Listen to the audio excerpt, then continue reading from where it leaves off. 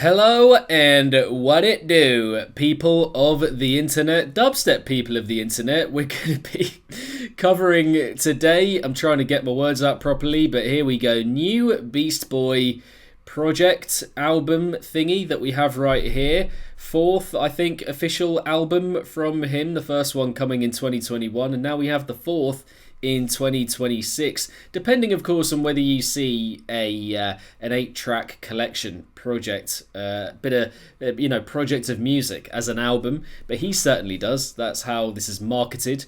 And yeah, 8 tracks here. Like I said, it is called Loud and Fear. Nice album title. Looking forward to getting into this one. It is a little bit delayed because I've been out of the flat where all of my tech is, because there's been work being done on the flat. But yeah, we're here now and we're going to get on with it. It is 27 minutes and 17 seconds long in total. A couple of collaborations here as well, which is cool. Another long form collection of music from Beast Boy. The opener is called World Eater. Let's go.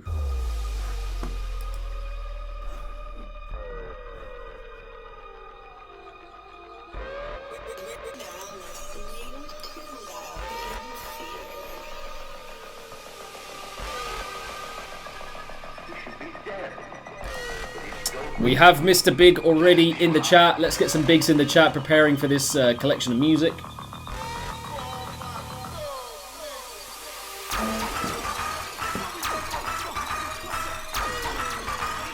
Okay. Okay. Yep. Ba ba ba ba ba ba ba ba bam.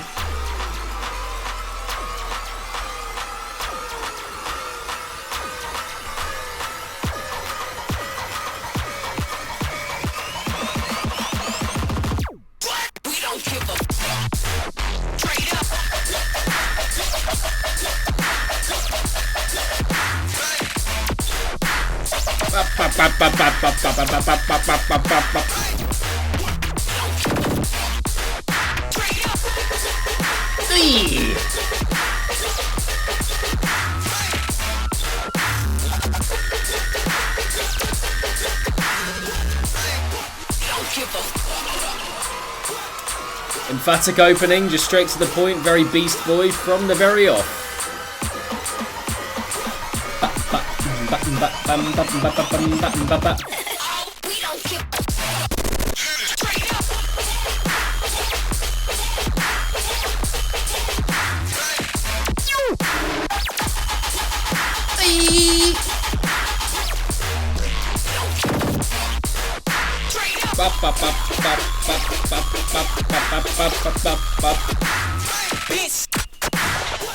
It's very bouncy, the flow's very nice.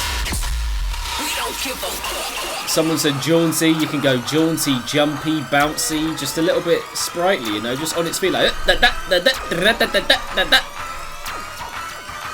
oh, we got a little bit of slowdown going on, little change in tempo, okay.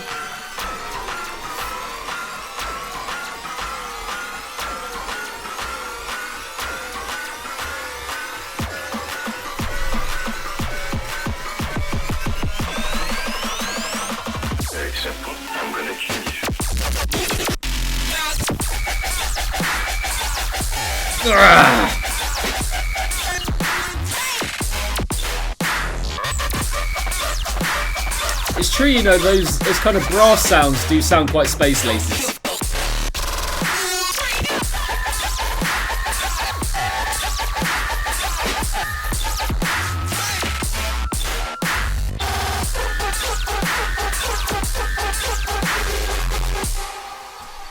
That's a good opening.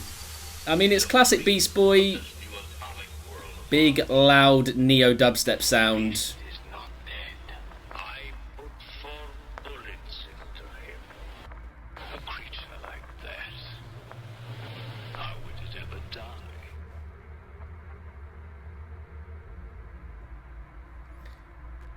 Hoagie Bun says, sometimes Beast Boy surprises me. Not entirely sure how I feel about him. Fair take. Yeah, good opening. Again, pretty powerful opening. I love the slowdown for the second drop, and the material, the drop material, just very classically Beast Boy, really. Pure, unadulterated, in your face. industrial metallic sound with that neo flavour. Enjoyed that outro as well.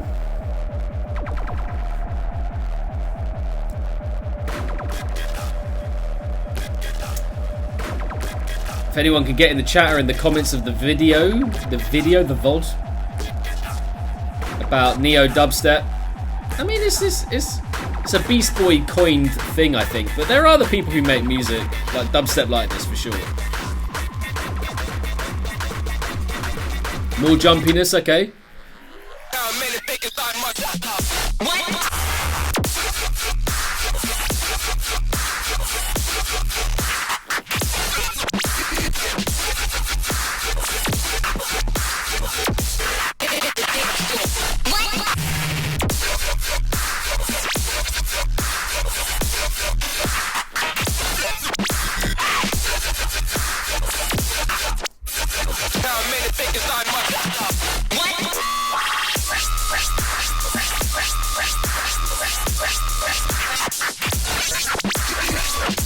This one's so harsh, I love it. It says mocking nerd.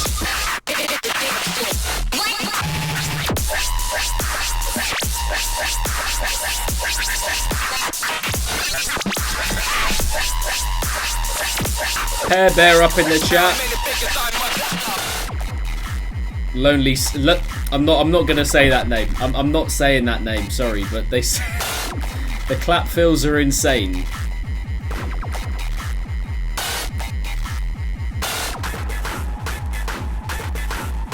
I mean, it's pretty full on. It's pretty full on so far. I mean, this is going to be a bit of an impact collection of music, I think. You're wasting my time.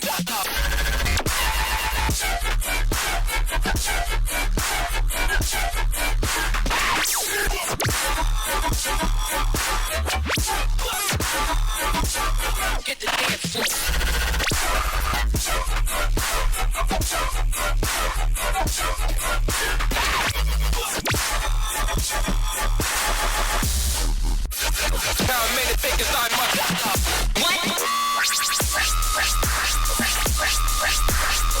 It's pretty full on, pretty relentless so far.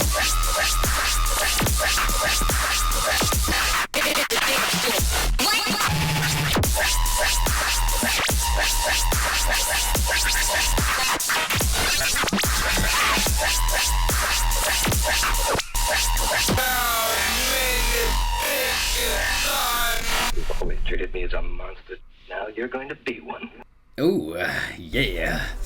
It's just got that very squelchy, futuristic, sinewy, kind of twisted, wiry layer over the top of that stompy, metallic, rhythmy, and then the flows, the bounce. Not sure we've got like a proper like idea of ingenuity yet, where I'm like, yes.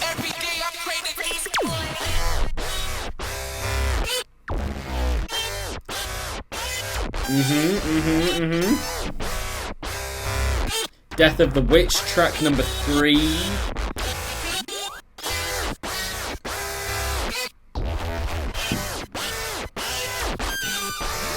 It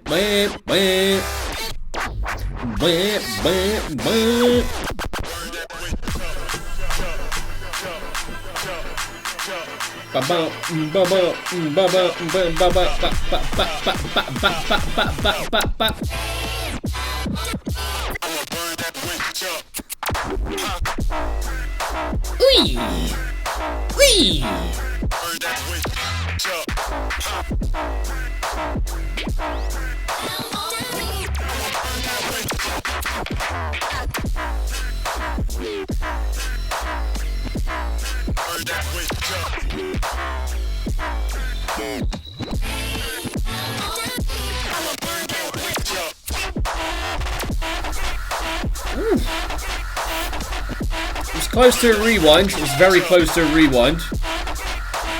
Almost got me.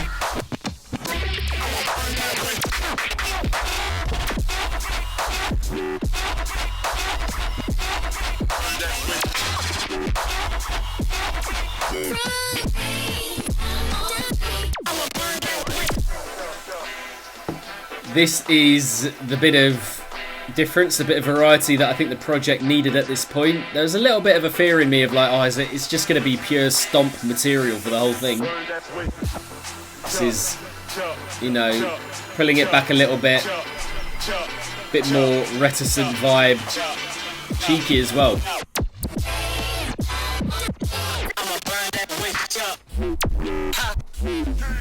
Oi!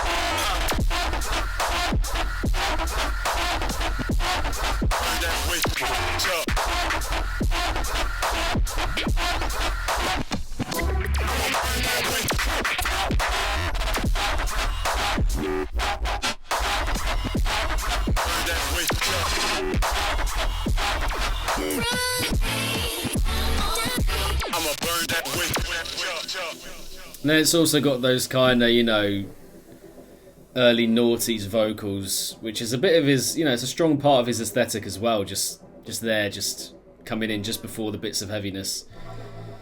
So that one feels like the most kind of ambitious of the three that we've had so far. I like that.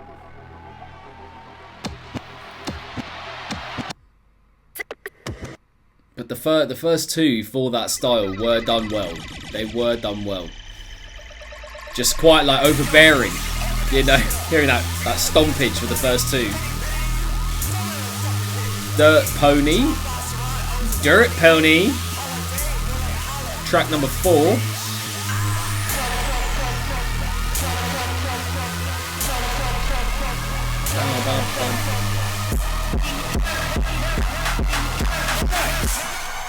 I can make you eat dirt.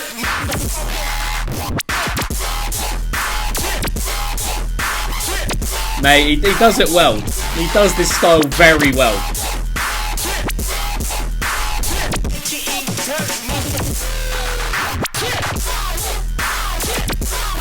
Like, that's got swagger, that's got oomph to it.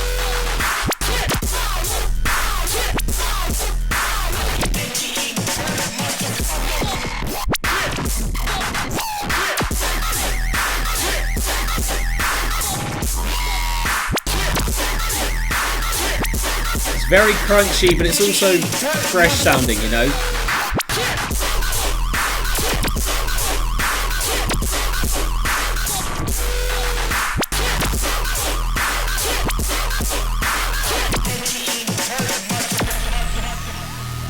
Yes, big neo dubstep sound. It is knocking me back a bit. I have to be honest. It's knocking me back a little bit. Just that wall of wab jib wab jib.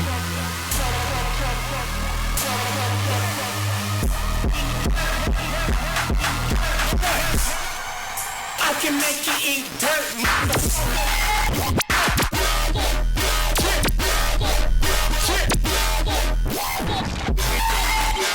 Hoagie Bun says, why does all the music I enjoy feel like tinnitus or tinnitus? Oi!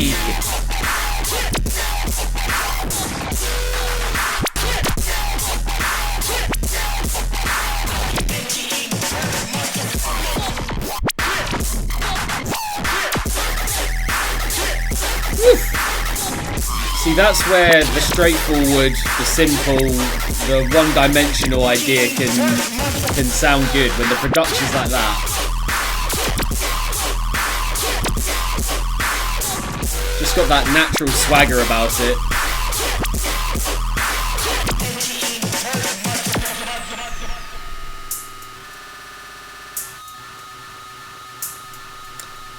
You can make interesting stompers. I suppose that wasn't the point I was trying to make. It's more that you can really, sometimes you can really feel them. Like if the production's there, the feeling of a stomper like that is all you need. You just need that swagger and that beef to it just to kind of move you along with it.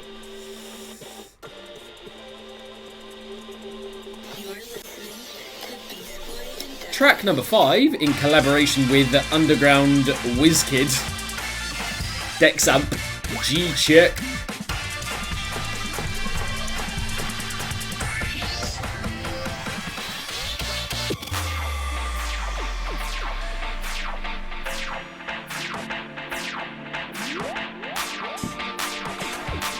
Andrew Master saying this is my favourite actually. Second favourite for Outer Orbit.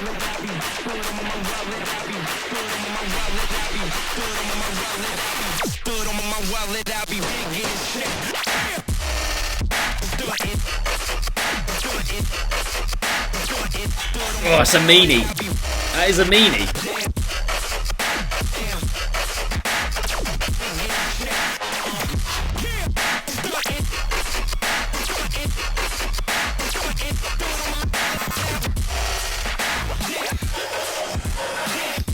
Ghostly says, the drums are speaking to me. I'd have to say, I think I agree, more so than other past projects from him.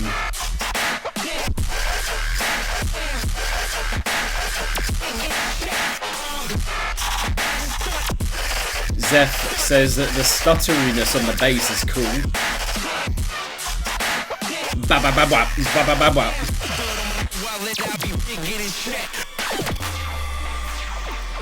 Oof, yeah, little bit of a breather, from the metallic stompage. I have to say, I'm waiting for like a, you know, a bit more of an inventive idea.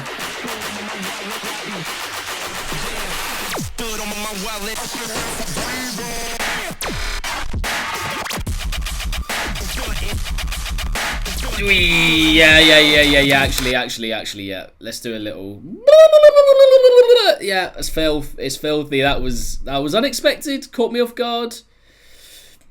And sounds good. Sounds really good. Grungy, stuttery again, like Zeph was saying. Great execution on that gritty, stuttery thing for the second drop.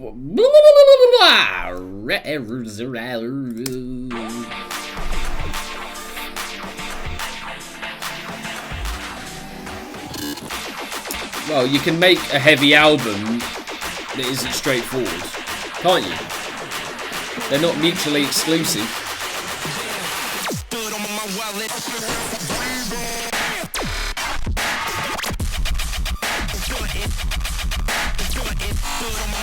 Ah, come on, give it to me. Ooh.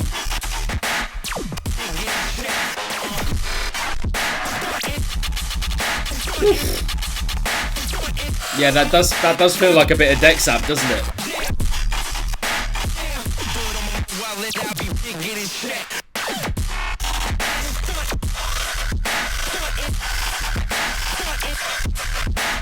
Oh, I didn't spot the Jack U pre-drop sample. Which one was that?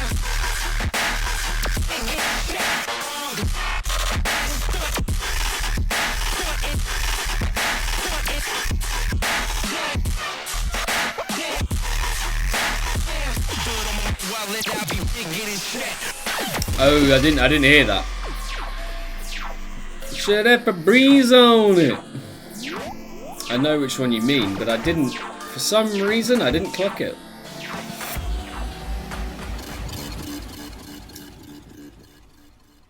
Yeah, good track. Good track. One of the best in collaboration with Dexamp there. Looking at Death of the Witch and G-Check so far as the standouts for me. Spike Chain with Sphinx is number 6. Michael Jackson.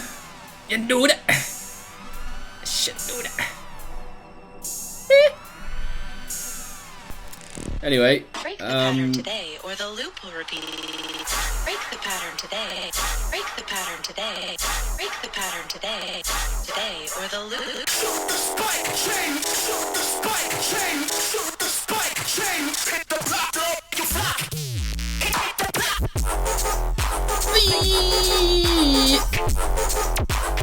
Hit the block. oh, it's cheeky. It's another cheekster.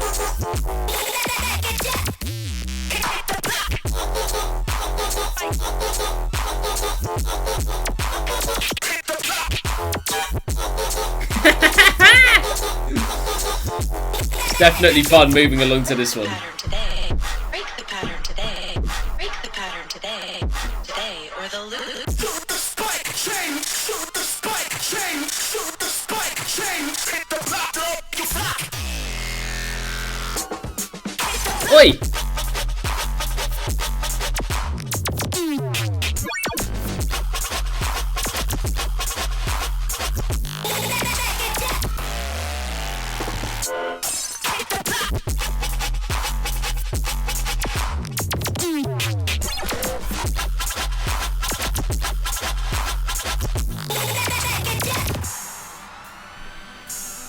Yeah, so it's kind of similar to Death of the Witch, right? Where the energy is just taken out of, like, the intense energy is taken out of the collection just a bit, and I like that. Break the pattern today. Rate that, Break and the I pattern need it, today. because Break the otherwise pattern today.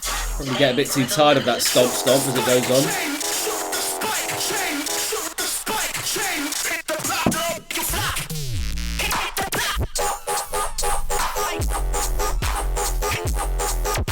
block. Here's a slight cheeky McCheekster, as Yisu Castle says.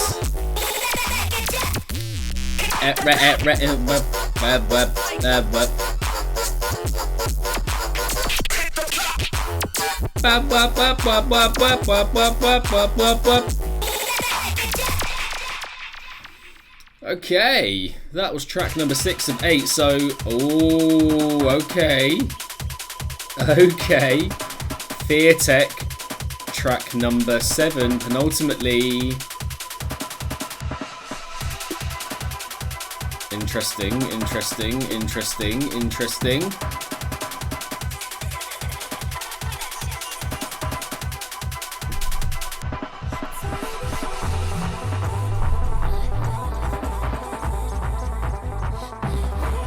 Gonna get comfortable. Could be a big one.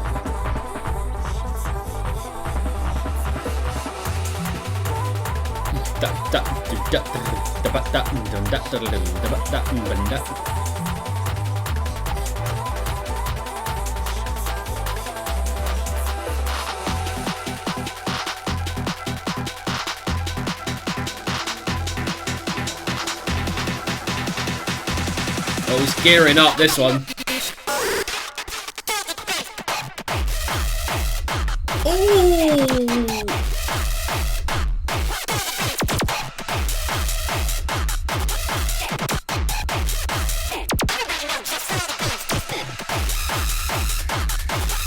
Oi, getting the running arms out.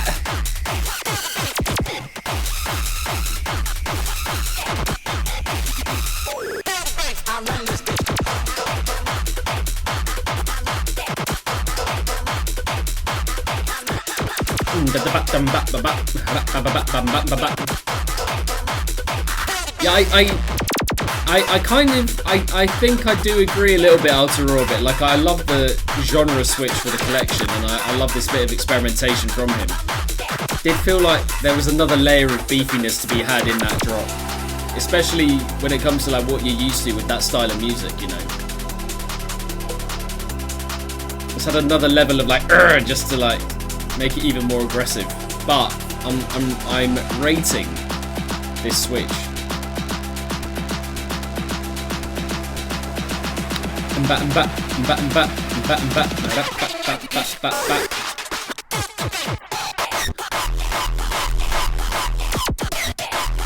Yeah, do you know, it's the idea is sick, but it just needs that little extra, like.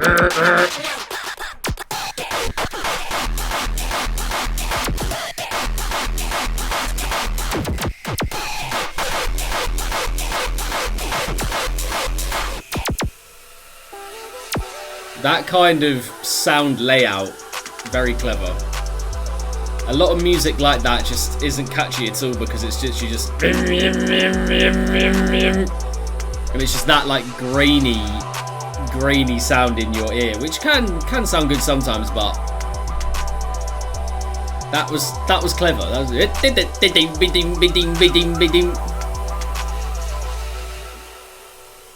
Yes, the pre-drop and the build not being louder than the drop would, yeah, as Zeph says. I think that might have been it, because the... when the drops come in, it sounds like a dip in sound, volume-wise, which is the exact point where you don't want it, right? But I love that as like a genre switch. Again, I love that for the LP. Industry Cop-Out versus A Self-Made Gangster. Final track, track number 8, Mile and Away, the loudest track. Loudest? Longest. It's loud as well. Well, I imagine it will be.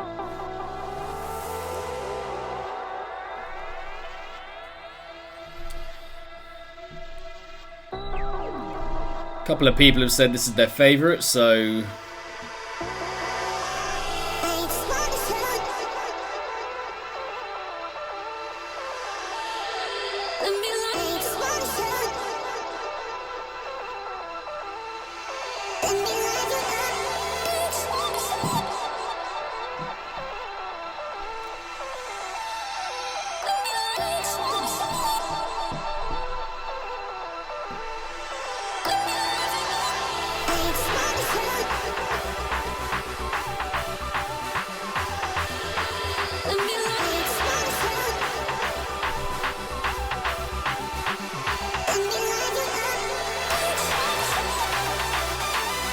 Getting a track that's properly like paced out for the end here, which is good.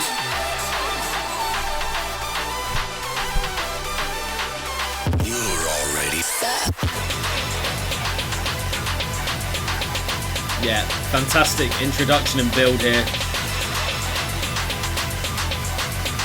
Yeah, that's nice. Yeah.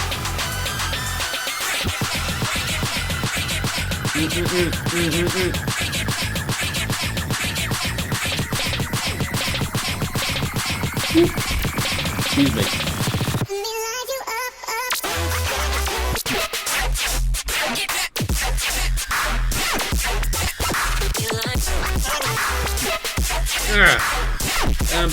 Bam.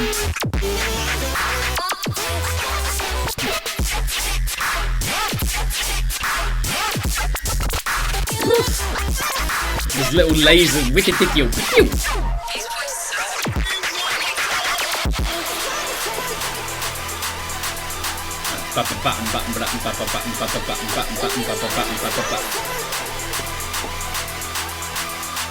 Nice pace to this one. Taking his time with it. If he took his time with it and putting it together. You'd have to be sorry for that. It's okay that this is your favourite, Outer Orbit.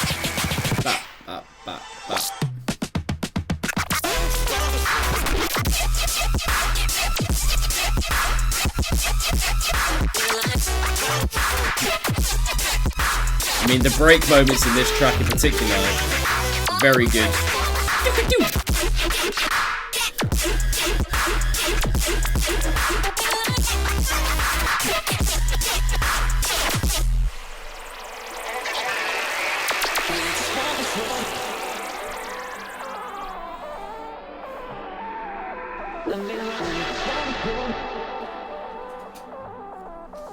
Ooh, stealthy old outro going on here.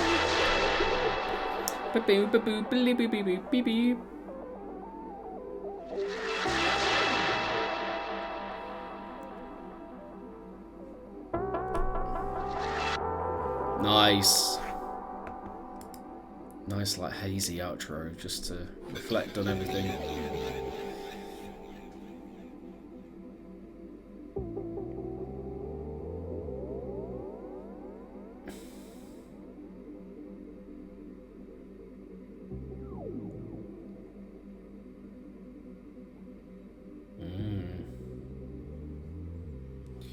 Dreamy ending, has to be said. Decent collection of music. I mean, we do get quite a lot of the metallic-y, stompy kind of dubstep, neo-dubstep as he would call it, you know, kind of self-coined in a way. But yeah, it's kind of splintered with some nice experimentation and changes in energy as well. I think the deck samp and the Sphinx input on those collaborations is very good. I'm not sure that we get like a knockout idea just hearing this once times through. Once through is what I wanted to say. Just, you know, kind of reflecting on the 8 tracks we've got here.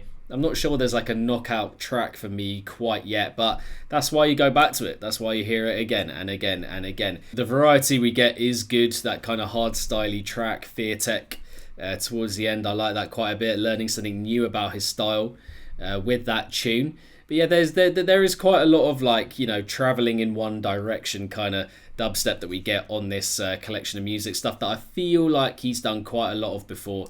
And you know, this could easily be a thing of him just being like, look, I've got these ideas, I just want to get them out there, give them to fans and followers and whatnot, and just, you know, kind of round that collection off, get it out there. Because for me, this one doesn't feel like one of his more kind of ambitious collections of music. It just feels more like a collection of bangers, if you will, with little bits of, like I said, genre, energy, experimentation here and there, which is completely fine. I mean, the two collections that came before this were a bit more kind of album reaching, I think, in the strictest sense of like having more kind of sense of story and having more of an allure about them. Yeah, more of like a journey in stitching the tracks together, whereas this feels more like an EP in the sense that it's just like a collection of bangers, if you will, which is not a bad thing. Not a bad thing at all, but just to kind of distinguish between this one and, you know, past collections of music that are more extensive that he has also put out. A lot of the fill moments were fantastic, I will say that.